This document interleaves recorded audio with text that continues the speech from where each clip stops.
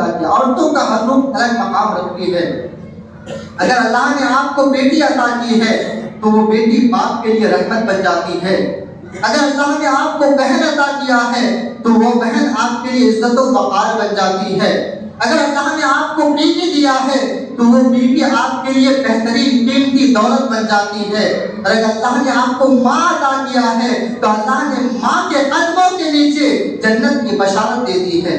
اللہ نے عورتوں کو مقام عطا کیا لیکن ان عورتوں کی پرورش کیسے کریں؟ برادران اسلام، بیٹیوں کا مقام کیا ہے؟ بیٹیوں کی اہمیت کیا ہے؟ حدیث پاک میں میرے آقا صلی اللہ علیہ وسلم ارشاد فرماتے ہیں کہ جس انسان کے گھر میں بیٹی پیدا ہوتی ہے اللہ تبارک و تعالیٰ اپنے فرشتوں کو حکم دیتا ہے، اے میرے فرشتوں اس گھر میں جاؤ جس کے گھر میں بیٹی پیدا ہوئی ہے. تمام فرشتے اس گھر میں تشریف لاتے ہیں. تشریف لا کر ان گھر والوں کو خوشخبری دیتے ہیں، سلامتی بھیجتے ہیں. اے گھر والوں، تم سب پر سلامتی ہو، اللہ نے تم کو بیٹی عطا فرمائی ہے. پھر وہ تمام فرشتے اپنے پروں سے اس بیٹی کو، اس بچی کو ڈھانپ لیتی ہے، اس بچی پر سایہ کرتی ہے اور یہ اعلان کرتا ہے کہ اللہ تعالیٰ نے اس ناتواں اور کمزور جان کو ایک کمزور جان سے پیدا فرمایا. اور یہ اعلان کرتا ہے جو انسان اس کمزور جان کی حفاظت کی ذمہ داری لے لے، جو انسان اس کمزور جان کی پرورش کی ذمہ داری لے لے، اللہ تبارک و تعالیٰ قیامت تک اس کی مدد فرمائے گا. برادران اسلام، اگر انسان بیٹی کی پرورش کرتا ہے، اس کی صحیح تربیت کرتا ہے تو اللہ تعالیٰ اس کی قیامت تک مدد فرماتا ہے. یہ انعام اللہ نے کس پر عطا فرمایا؟ بیٹی کے پیدا ہونے پر. آپ سوچتے ہوں گے کہ یہ مولانا صاحب بیٹا کے پیدا ہونے پر تقریر کیوں نہیں کرتا؟ مجھے پتا ہے جس کے گھر میں بیٹا پیدا ہوتا ہے وہ خوشی ہوتا ہے، لیکن یاد رکھو مسلمانوں، بہت سے ایسے لوگ ہیں شادی کے بعد ان کے بچے ان کے ساتھ ایسا برتاؤ کرتے ہیں، ایسا سلوک کرتے ہیں کہ وہ ماں باپ تمنا کرتے ہیں کاش میری اولاد ہی نہ ہوتی.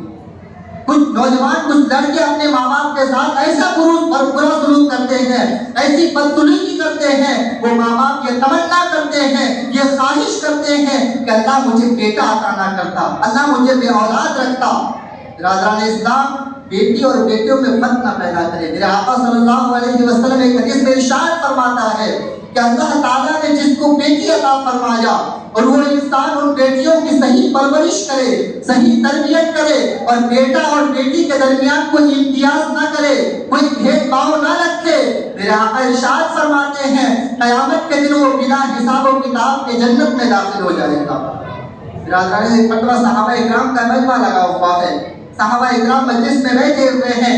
میرے آقا صلی اللہ علیہ وسلم بیٹیوں کے بارے میں خوشخبری سناتے ہیں کہ اللہ تعالیٰ نے جس کو 3 بیٹیاں عطا فرمائی اور اس نے اس کے بوجھ کو برداشت کیا، اس کے معاشی اخراجات کو اٹھایا، اس کی صحیح تربیت کر کے، اس کی پرورش کر کے اس کا نکاح کرا دے، میرے آقا ارشاد فرماتے ہیں قیامت کے دن وہ انسان، وہ بیٹی والا باپ اور میں اس طرح جنت میں داخل ہوں گے. اس طریقے سے، اس طرح دونوں انگلی کو ملا کر بتایا کہ وہ بیٹی والا باپ اور میں ایک ساتھ مل کر جنت میں داخل ہوں گے.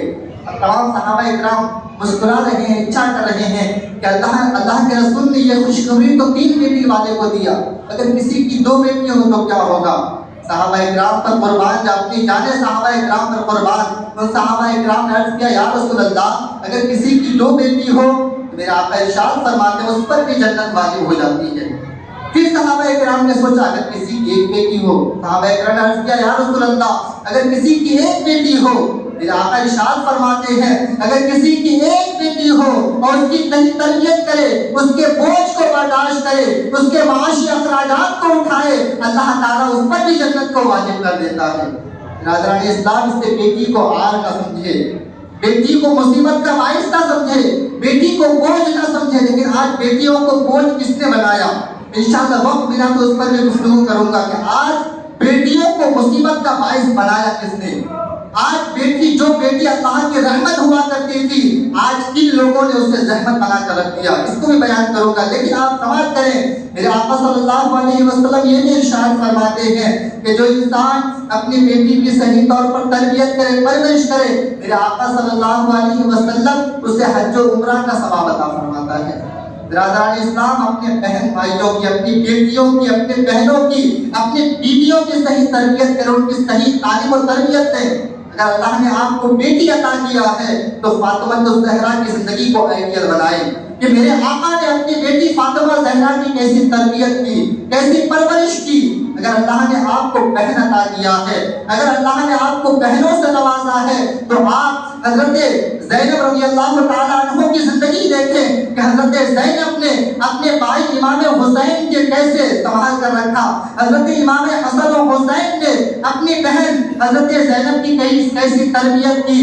اگر اللہ نے آپ کو بیوی عطا کیا ہے تو حضرت خدیجہ الکبریٰ رضی اللہ تعالیٰ عنہ کی زندگی کو آئیڈیل بنائے کہ حضرت خدیجہ الکبریٰ اپنے شوہر کی کیسی خدمت کرتے تھے، اپنے شوہر کی کیسی فرما برداری کرتے تھے۔ اور اگر اللہ نے آپ کو مائیں عطا کی ہے تو ان ماؤں کو یہ پیغام دے ان کے حضرت حاجرہ، حضرت مریم نے اپنے بیٹوں کی کیسی تربیت کی، کیسی پرورش کی۔ یاد رکھو مسلمانوں، آج ہماری بیٹیاں، آج ہمارے بچے خراب ہوتے ہیں تو اس کے ذمہ دار کہیں نہ کہیں ماں باپ ہے۔ آج ہماری بیٹیاں، ہمارے بچے، ہماری عزت و آبرو کو ٹھیس پہنچاتی ہے، اس کا ذمہ دار کہیں نہ کہیں ماں باپ ہے۔ برادران اسلام، اگر ماں باپ غوث پاک اور اگر ماں باپ ابو صالح اور ام الخیر فاطمہ جیسی ہو تو بیٹا غوث پاک جیسی پیدا ہوتی ہے۔ اگر ماں باپ اسماعیل جیسے ہو تو بیٹا رابعہ بصری جیسی پیدا ہوتی ہے۔ اس لیے مسلمانوں، ماں باپ کو پہلے سے ہی بننا ہوگا، پھر آپ کی بیٹی کی تربیت کر کے آپ اس کو اچھا بنا سکتے ہیں۔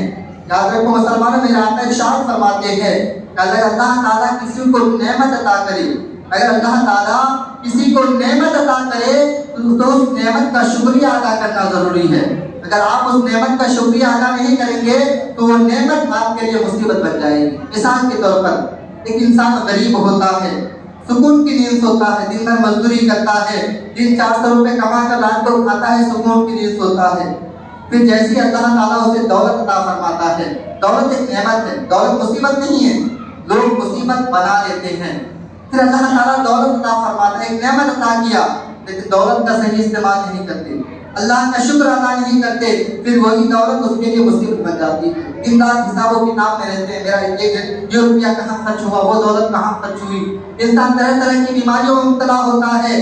اگر انسان پیسہ پانے کے بعد، دولت پانے کے بعد دولت کا صحیح استعمال کرے تو وہ دولت اس کے لیے نعمت بنتی ہے، اگر اسی دولت کا غلط استعمال کرے تو وہی دولت اس کے لیے مصیبت بن جاتی ہے۔ اسی طرح اللہ نے بیٹی عطا فرمائی، بیٹی ایک رحمت ہے، لیکن بیٹی کی صحیح تربیت کریں گے تب آپ کے لیے رحمت بنے گی، لیکن بیٹی کی اگر صحیح تربیت نہیں کریں گے تو بیٹی آپ کے لیے رحمت نہیں بلکہ مصیبت بن جائے گی، زحمت بن جائے گی۔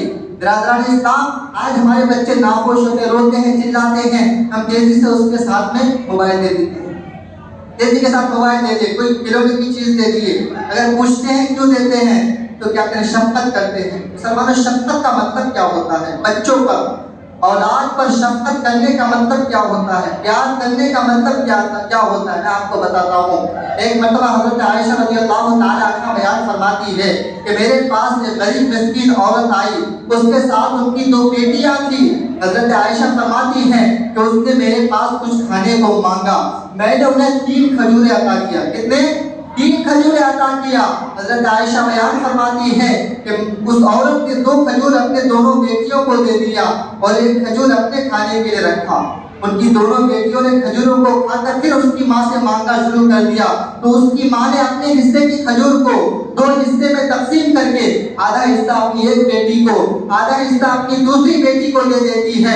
حضرت عائشہ جب اس واقعے کو اپنے آقا کو سناتے ہیں، اپنے شوہر نامدار نبی مختار کو سناتے ہیں، میرے آقا فرماتے ہیں کہ اللہ تعالیٰ اس عورت کے اس اثار کی وجہ سے اللہ تعالیٰ نے اس کو جہنم سے آزاد کر دیا اور اس پر جنت واجب کر دیا۔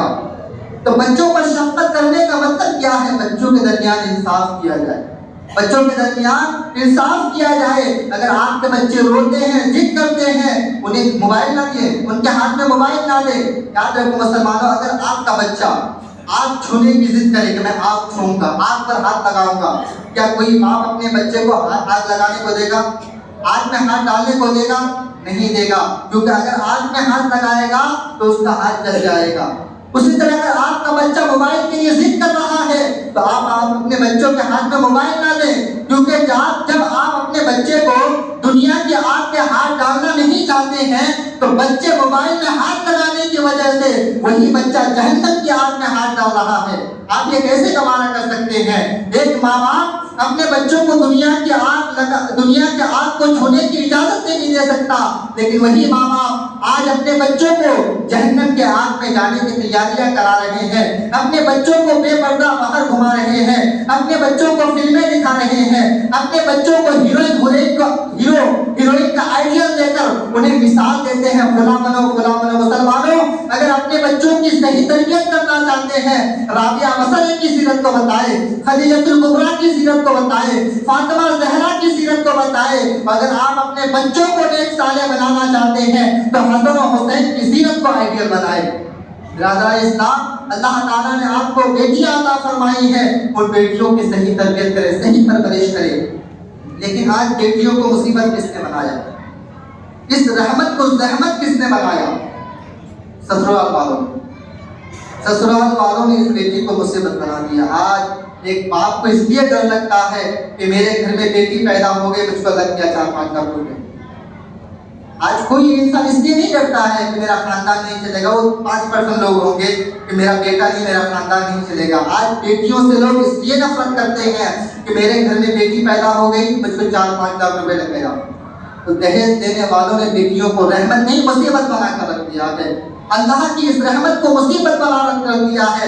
बिरादरान इस्लाम, जब किसी के घर में बेटी पैदा होती है, मेरे आका इरशाद फरमाते हैं कि 9 रहमत के समंदर उसके घर में आ जाता है।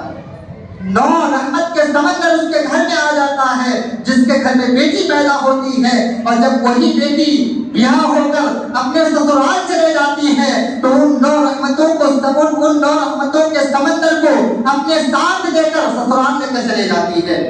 राज़ान इस्लाम, इसीलिए आला हज़रत फाज़िल बरेलवी ने अपनी किताब फतवा रज़विया में बयान इरशाद फरमाया है, आज हमारे घर में दुल्हन आती है तो क्या करते हैं? हंसी मजाक करते हैं, तरह तरह के बहाना करते हैं, पता नहीं कैसे कैसे रस्म और रिवाज कायम करते हैं। लेकिन आज एक बेहतरीन बात, एक पैगाम आपको देकर जाता हूँ कि जब कोई दुल्हन आपके घर में आए, कोई नई नवेली दुल्हन आपके घर में आए, आला हज़रत फाज़िल बरेलवी फरमाते हैं कि आप एक मिट्टी के बर्तन में पानी को रखकर अपने दरवाजे पर रखें और उस दुल्हन के पैरों को उस मिट्टी के बर्तन में रखें, अच्छे से धुलाकर उस पानी को क्या करें? फेंक देंगे।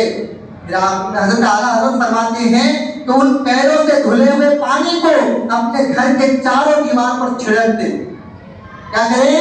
अपने घर के चारों दीवार पर छिड़क दें, क्योंकि मेरे आका ने इरशाद फरमाया कि जब बेटी बाप के घर से ससुराल आती है तो अपने साथ, अपने कदमों के साथ वो 9 रहमत के समंदर को लेकर आती है। बिरादरान इस्लाम, आज लोग कहते हैं अगर कुछ कम दे दिया सामान, 4-5 सामान लगे, सामान कम दिया तो मुसीबत कर ली कि ये सामान नहीं दिया। जिस बेटी ने अपने साथ 9 रहमत के समंदर को आपके घर ले आया, आप किस चीज की ख्वाहिश रखते हैं? किस चीज की तमन्ना रखते हैं?